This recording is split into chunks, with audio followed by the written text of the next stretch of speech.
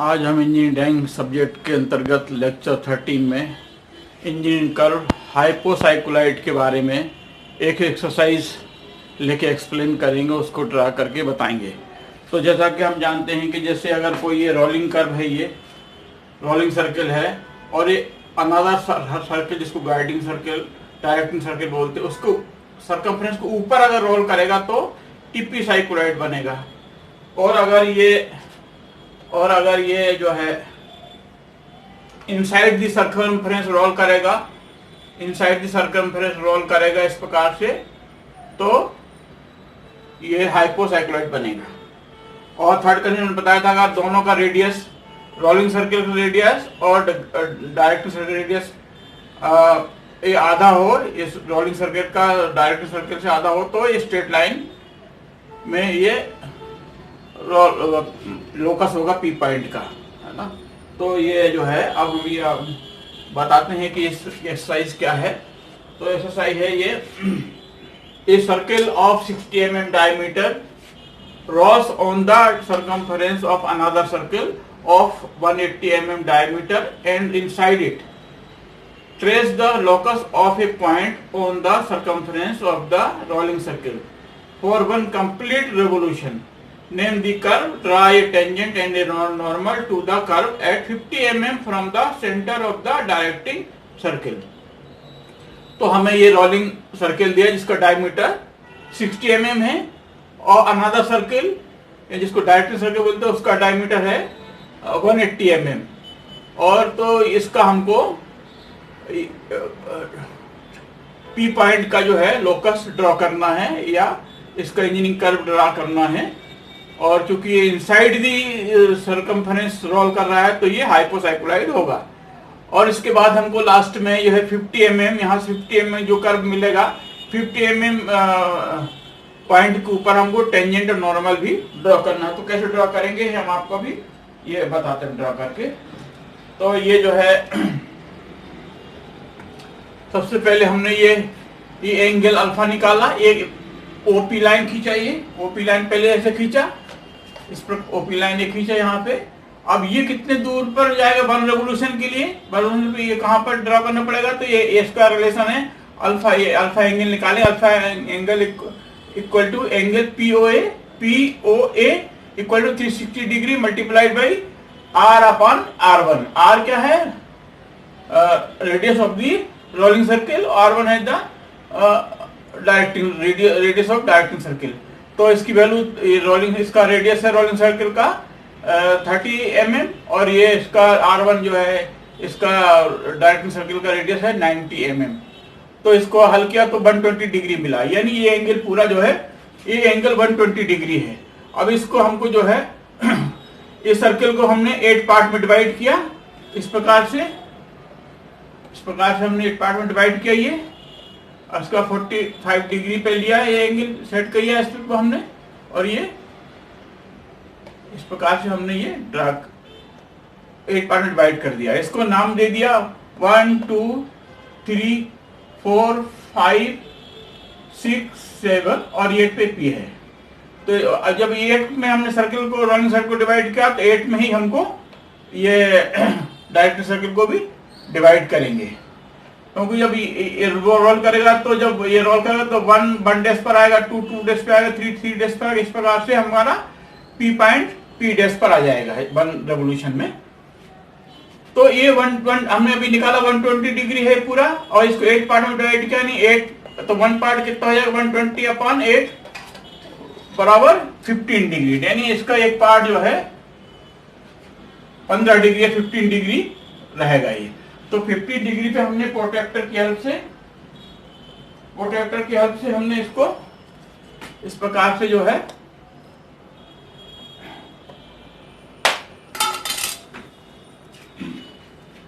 Protractor की help से हमने इसको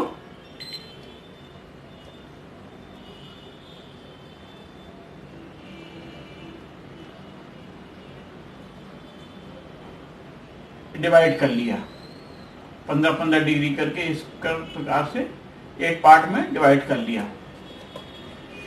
अब इसको भी हम जो है ये मिला देंगे, इसको जो डिवाइड किया है इसको सभी को इस प्रकार से इस प्रकार से हम इसको इसके ओ सेंटर है जो डायरेक्टिंग सर्किल का, उससे हम सब पार्ट को मिला देंगे।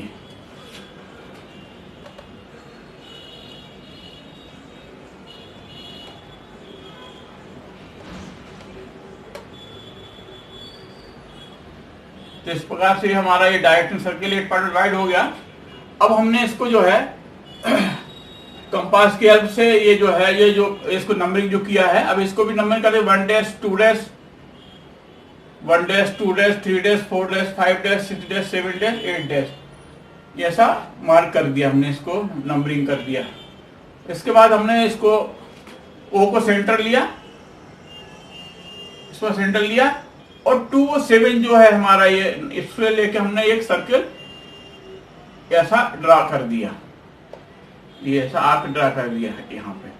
फिर इस तरह 6 और 2 को लेके भी 6 और 2 से पॉइंट से होके भी एक सर्किल इस प्रकार से ये ड्रा कर दिया। इस प्रकार से C को भी लेके हमने ड्रा किया, इस C का लोकस ड्रा किया इस प्रकार से, ये इस प्रकार C का लोकस आ जाएगा ये। फिर 5 और जो है 3 को लेके भी हमने एक सर्किल ड्रा किया, तो ये यहां मिल गया। इसके बाद 4 को लेके भी एक सर्किल ड्रा किया, तो इस प्रकार से ये आ गया। अब हमको ये सब मिल गया। अब इसको हमने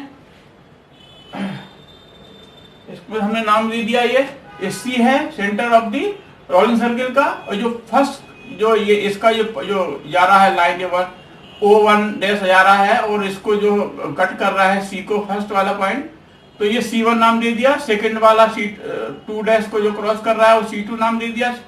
O से 3 डैश को जो लाइन जा रही है उसको C3 दे दिया, और C4 C5 C6 C7 और C8, इस प्रकार से हमने ये नाम दे दिया।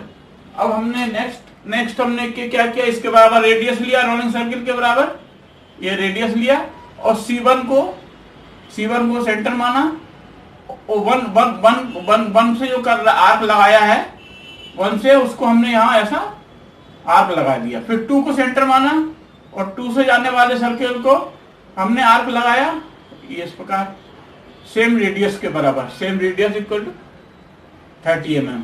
इसके बाद C3 को लिया, 3 से जाने वाले आर्क को हमने ये एक आर्क लगा दिया। इसके बाद 4 को लिया सेंटर, C4 को लिया और 4 को जाने वाला ये आर्क लगा दिया, 4 से जाने वाले को, ये 4 से जाने वाला को यहाँ आएगा, ये टच करेगा, जस्ट टच करेगा इसको। फिर इसी प्रकार C5 को लिया और 5 से जाने वाले कर्व को आर्क लगाया, यहाँ लगा दिया इसको। फिर 6 लिया और 7 लिया, 7 को सेंटर माना, और 7 से जाने वाला जो है ये यहाँ पर है, C7 से जाने वाला, C7 को सेंटर लिया और 7 से जाने वाला आर्क को यहाँ क्रॉस किया। तो इस प्रकार से हमको ये पॉइंट मिल गए, तो इसको नाम दे दिया, ये P1, ये P2, P3, P4, P5, P6 और P7 और लास्ट P डैश पर। अब ये हमको पॉइंट मिल गए, इस पर हमने जो है ये आर्क ड्रा कर दिया इस प्रकार से, ये इस प्रकार से स्मूथ कर्व ड्रा कर दिया है इस प्रकार। तो हमारा ये हाइपोसाइक्लोइड मिल गया। अब इस पर हमको 50 mm डिस्टेंस पर from the centre of directing circle ये है, ओ सेंटर ओ है, तो इससे हमको 50 mm पर हमको नॉर्मल टेंजेंट ड्रॉ करना है। तो फिर से हमने ये 50 mm मेजर किया, इस प्रकार से 50 mm मेजर किया, ये 50 mm मेजर किया, ओ को सेंटर लिया, और ये यहाँ ये इसको आर्क इस प्रकार से हमने यहाँ आर्क यहाँ लगा दिया।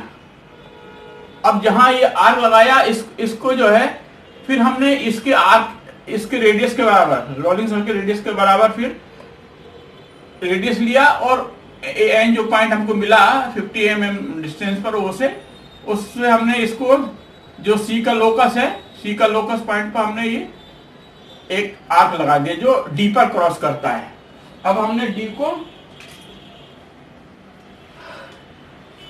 O से D को O से D को पास होने वाला एक लाइन की ड्रॉ किया इस प्रकार से, जो सरकमफ्रेंस पे मिलता है, M पॉइंट पर मिलता है। ये M पॉइंट पे मिलता है सरकमफ्रेंस ऑफ दी डायरेक्ट्रिक सर्किल के। फिर हमने M को N को ज्वाइन कर दिया, M को और N को ये इस प्रकार से ज्वाइन कर दिया, तो ये जो है नॉर्मल हो गया। और इसके राइट एंगल पे इस प्रकार से राइट एंगल 90 डिग्री पे हमने इसको फिक्स किया, तो हमको ये टेंजेंट मिल गया। तो इस प्रकार से M एंड नॉर्मल हो गया और TS जो है टेंजेंट हो गया। तो इस प्रकार से हमारा ये एक्सरसाइज हाइपोसाइक्लोराइड का पूरा हुआ, जिस पर टेंजेंट नॉर्मल भी हमने ड्रॉ किए हैं। आपको अच्छा लगा हो, समझ में आया होगा, तो इसको लाइक करें, स्टूडेंट को शेयर करें ताकि उनको इसका लाभ मिले। Okay, thanks.